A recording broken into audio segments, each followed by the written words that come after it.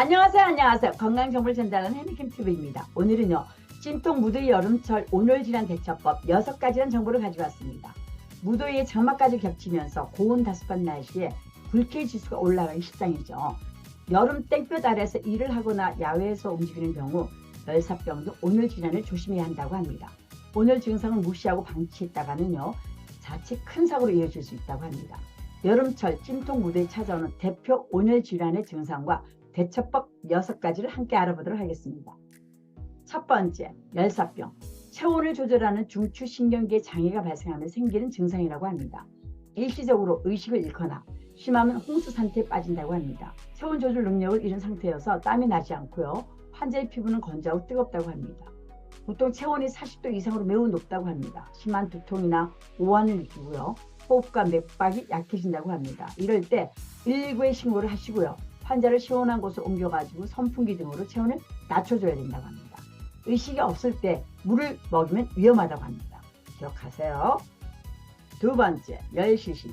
더위로 체온이 올라가면요, 열을 뇌우로 발산하기 위해서 피부 쪽의 혈액량이 늘어나는 탓에 몸 중심의 혈액은 감소한다고 합니다. 열시신은 뇌로 가는 피가요, 일시적으로 부족해지면서 의식을 잃는 증상이라고 합니다.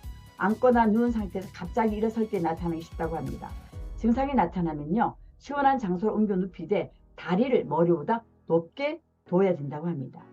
세 번째, 열경련. 땀을 많이 흘려가지고 체내의 수분과 미네랄 등이 부족해지면 근육에 경련이 생긴다고 합니다. 더운 장소에서 강도 높은 육체 노동이나 운동을 할 때 종아리, 허벅지, 어깨 등에 경련이 일어나기 쉽다고 합니다. 이 증상이 생기면요, 수분을 섭취하고 시원한 곳에서 쉬어야 한다고 합니다. 경련이 멈췄다고 곧바로 일로 복귀하지 마시고요. 경련 부위를 이렇게 마사지하면서 충분한 휴식을 취해야 한다고 합니다. 네 번째, 일사병. 여름철 뜨거운 태양 아래서 땀을 지나치게 많이 흘려가지고 무기력한 경우에 여기에 해당한다고 합니다.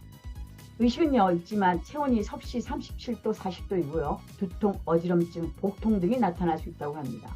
심박동이 빨라지지만요, 중추신경계에는 별다른 이상이 없다고 합니다. 흔히 더위 먹었다고 하는 상태로 보면 된다고 합니다. 다섯 번째, 열발진, 땀띠. 열발진은요, 열땀띠라고도 합니다.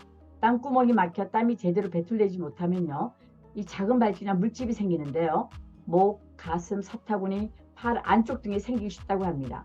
환부를 시원하고 건조하게 잘 유지하시고요. 발진용 가루나 연고를 바르셔야 된다고 합니다.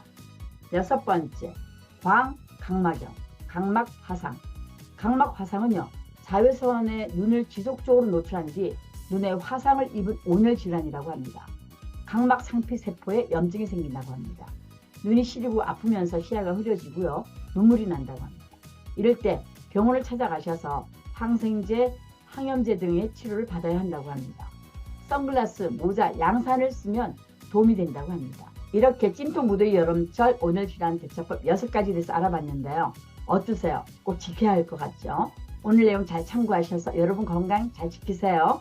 오늘 내용이 마음에 드셨으면 구독, 좋아요 부탁드리겠습니다. 여러분 대단히 감사합니다.